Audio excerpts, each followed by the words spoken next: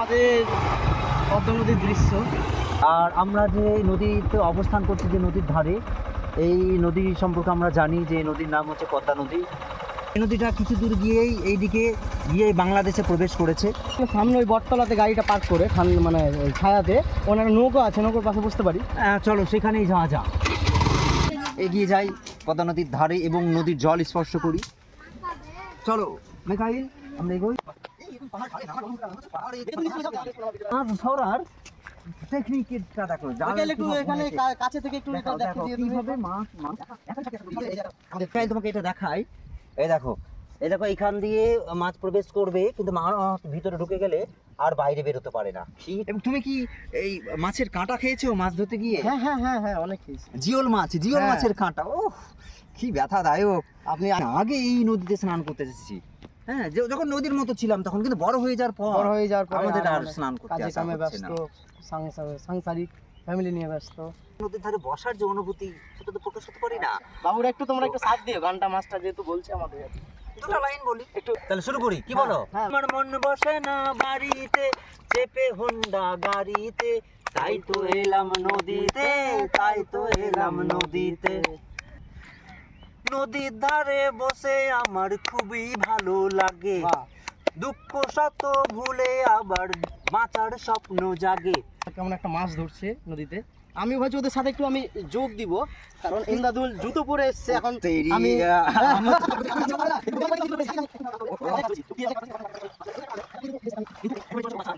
এই ছেলেটা পেয়েছে, দেখো এদের মাছ ধরার অভিজ্ঞতা আছে। সবিকুল তুমি যতই বলো, তুমি কিন্তু সবিকুলের কম অভিজ্ঞতা নাই, এটা মানতে হবে, এটা তোমাকে মানতে হবে যে এই দেখো মাছটা দেখো সত্যি। আমার চলো আমরা একটু হাঁটি এই নদীর ধারে ধারে, কতই ভালো লাগবে এবং লাগছে।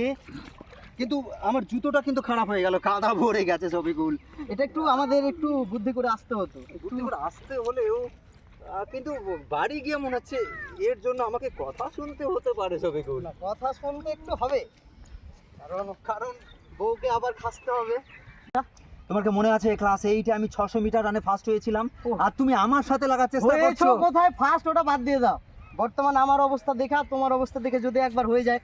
আচ্ছা ঠিক আছে, তুমি যখন বলছো, আরে যারা যে উইনার ক্লাস 8-এ 600 মিটার রানে ফার্স্ট হয়েছে তার সাথে লাগবে। কিভাবে উইন করেছে, বাচ্চাদের হারিয়েছে, কাদের হারিয়েছে দেখি। বাচ্চাদের দেখি দেখি দেখি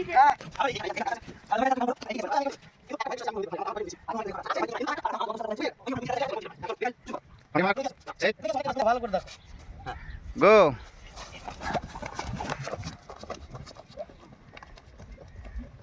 দেখে ক্যামেরায়, ক্যামেরায় দেখে, ক্যামেরায় আসবো না ক্যামেরা ক্যামেরা ক্যামেরা।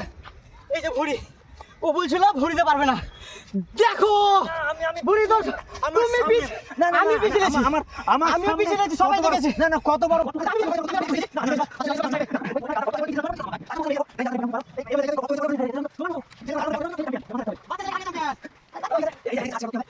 কংগ্রাচুলেশন।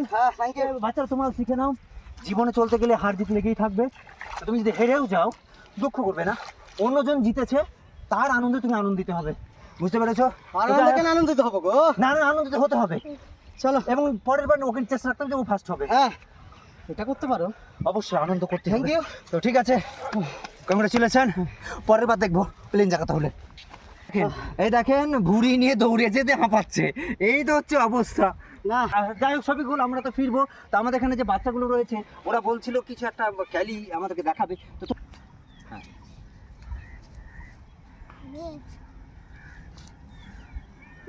ও বাচ্চারা ডন মারছে। সবিকুল তোমার ডন মারা উচিত, তোমার যে ভুড়ি হয়েছে ভুড়িটা কমবে। এই ডন মারাটা সবিকুলকে শিখতে হবে, কারণ ওর ভুড়ি হয়ে গেছে। আমার তো আর ভুড়ি আর হচ্ছে না, তো আমার প্রয়োজন হয় না, একটু মাংসপেশিটা ঠিকঠাক করতে হবে। কি বলো মেকাইল? তো ঠিক আছে, আমরা এখানে এখন আমরা বাড়ি ফিরবো।